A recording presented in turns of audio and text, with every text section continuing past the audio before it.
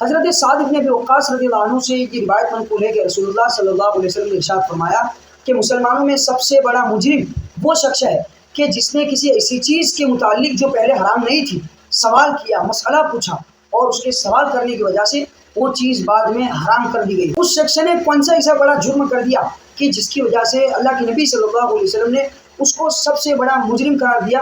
تو جانتے ہیں آج کی اس ویڈیو میں اس کا جرم یہ ہے کہ ایک چیز جس کو مسلمان حلال سمجھ کر رہے تھے، چونکہ اللہ تعالیٰ کی نعمتوں میں اصلاً حلت ہوا کرتی ہے، وہ تو بعد میں شارع کسی حکمت اور مصلحت کی وجہ سے یا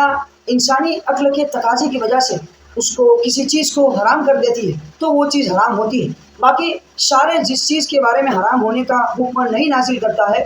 تب تک وہ چیز حلال رہتی ہے، لہذا اس کے بغیر کسی ضرورت کے خواہ سوال کرنے کی وجہ سے وہ چیز فالتو کی مسلمانوں پر حرام ہو گئی جس سے لوگ فائدہ اٹھا رہے تھے، اس لیے اس کو سب سے بڑا مجرم کہا گیا۔ اب ذرا یہ بات بھی سمجھ لیجیے کہ یہ بات اس دور کی جب قرآن کی نزول کا دور تھا، قرآن نازل ہو رہا تھا، چونکہ اس وقت یہ امکان باقی رہتا تھا کہ کوئی کسی چیز کے متعلق حضور سے پوچھے اور اللہ تعالیٰ اس کی حرمت کا فیصلہ اتار دے، اس لیے اللہ کے نبی صلی اللہ علیہ وسلم نے یہ روایت اس وقت کے مسلمانوں کو، اپنے اصحاب کو سنائی۔ رہا اس روایت کی بنیاد پر سوال کرنے ہی کو جرم قرار دینا، یہ انتہائی حماقت کی بات ہے۔ سوال کرنا قرآن کریم میں بھی اس کا حکم دیا گیا ہے، فاسألوا اہل الذکر ان کنتم لا تعلمون، اہل ذکر سے پوچھو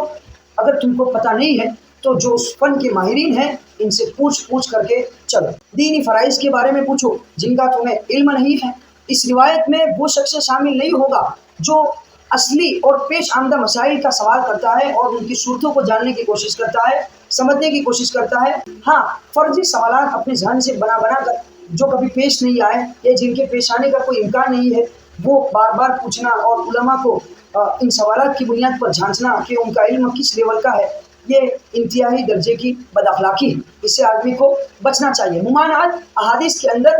ایسے سوالات کرنے کی ہے۔ ہاں، اللہ تعالیٰ نے کسی شخص کو سوجھ بوجھ اور بصیرت دی ہے تو وہ اپنی بصیرت میں اضافہ کرنے کے لیے، اپنے علم کو بڑھانے کے لیے کسی امکانی مسئلے کا، فرضی مسئلے کا سوال کرتا ہے تو اس کے لیے اس کی گنجائش موجود ہے۔ لیکن ہمارے وہاں سوال کرنا ہی بہت بڑا جرم بنا دیا گیا ہے کہ اگر کوئی شاگرد، کوئی طالب علم اپنے استاد سے سوال کرتا ہے تو اس کو اس نگاہ سے دیکھا جاتا ہے کہ اس نے ان کی ذات پر کوئی بہت بڑا حملہ کر دیا ہو۔ ایسی روایت کو بنیاد بنا کر کے ہم ہرگز دین کے طالب علموں کے، دین حاصل کرنے والوں کے، سوجھ بوجھ رکھنے والوں کے ذہن و قلوب کو بند کرنے کی کوشش ہرگز نہ کریں، ان کو تنگ رکھنے کی کوشش ہرگز نہ کریں۔ اور میں عام لوگوں سے کہنا چاہوں گا کہ اپنے شکوک و شبہات کے ساتھ ہرگز زندگی نہ گزاریں۔ کسی مسئلے کے متعلق